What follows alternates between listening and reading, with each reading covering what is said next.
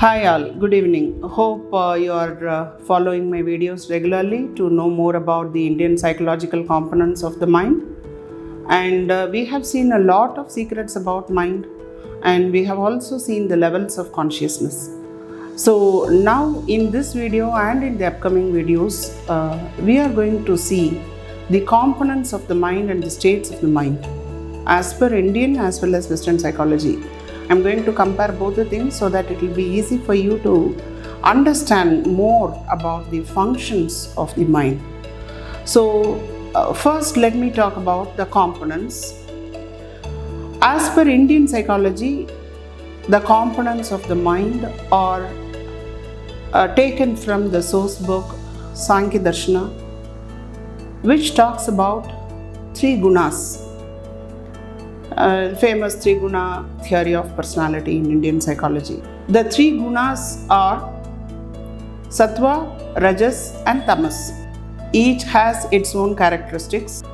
But before we proceed into the characteristics and the components, I need to say one more thing here. The components of the mind, whether it is Indian psychology or Western psychology, is common to all the human beings, irrespective of their gender, caste, region, and religion. Across all geographical boundaries, the components of the mind are common to every human being. So, in Indian psychology, the components are sattva, rajas, and tamas. The characteristics of sattva guna, it's more of positive aspects. Clarity is really very good. The individual will have discriminative knowledge about what is right and what is wrong. It's about the intelligence of the individual. You know what is intelligence, right? It's how well you adapt to the environment, not about the marks you have scored in your certificate. It's not about that, as you all know. So, as the sattva guna dominates in the person, these are the characteristics of sattva guna that he will get. So, all more that you feel that it is positive qualities in an individual, whatever you think as, all those positive qualities, basically it is stability of the mind, emotional control, emotional stability, intelligence. It's more about the divinity within an individual. As I told you, it's all about how you perceive a situation positively that is what is about the characteristics of sattva. Now coming to the rajasic guna or the rajas, this is about enthusiasm, excitement, your energy.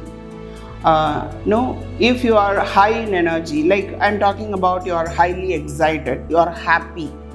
It's all about your desires as well. It's about attachment, how much attachment you are. It's about passion. You have passionate interest about the subject that you read, how much interest you are. So how much time you are spending for your hobbies or reading books or anything. It's about your passion, it's about your attachment, it's about your enthusiasm, it's about your happiness. This is Rajasic characteristics. Now, Tamasic characteristics. This is more of dullness. It's more of your repressed thoughts. It's more of lethargy. It's more of lack of interest. It's more of procrastination kind of attitude.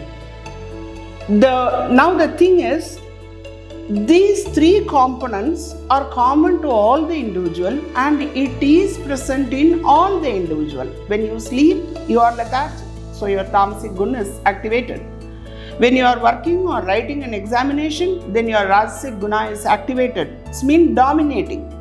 And when you are meditating or when you are going for a prayer or you are in a bhajan, then your sattvic quality is dominating. So it is more like what is the combination of these three gunas at a particular point of time defines your personality or your behavior. This is what Indian psychology tells. Now, what are the relative components in the Western psychology which you are completely aware of, which you already study right from your 11th, 12th and BSc psychology and your PG, and if you are done your MPhil or PhD, you would have heard about the Freudian concepts of mind. E, the ego and superego. You can relate somewhat to these components, that is sattva, rajasic and tamasic. Your id is your tamas. Your superego is your sattva. Your ego is your rajasic. So you know the characteristics of the ego and superego, which is popularly called as the angel mind and the demonish mind. And in between you have the stability or the commonality, where you have the clarity, you say.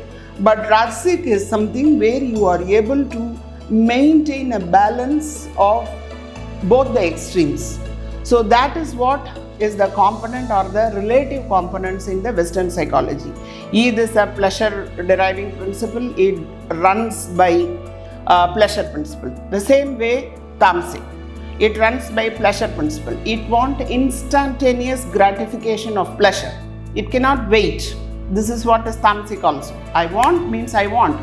I cannot wait. That is id and tamas. And by any means I am ready to gratify that pleasure. That is id and that is tamasic. So you are able to relate. I hope you understand what I mean. Then you come to the sattva and superego. You know superego is an angelic mind. So it's about your positive mind. That's what we study. The same thing about sattva. You have clarity.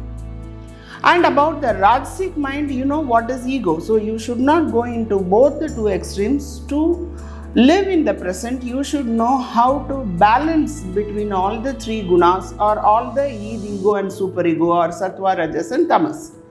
Now, what are the possible combinations that are equally there, which is present? No, you cannot be always positive. There are at times when you say a lie. You copy in your examination and you say that I don't copy, okay? And you do something which you don't want, you hide something. No, you cannot always be very positive in the environment, because it's possible only for Buddha-like quality, which is not possible for a normal human being. You cannot be always tamasic or always id dominating. So you should know, because you need rest and sometimes you need that lethargy. Sometimes that is very good for you, that rest and recoupment that you need.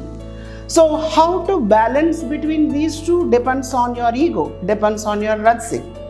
So not going on to both the extremes, how to balance. So what are the combinations possible, and that is what we will be seeing in our next video. And we will compare this from the Indian psychology point of view and from the Western psychology point of view. But in my view, in my opinion, there is no comparison or relative point in the Western psychology for the states of the mind. So we will see about these states of the mind in our next video. Thank you so much.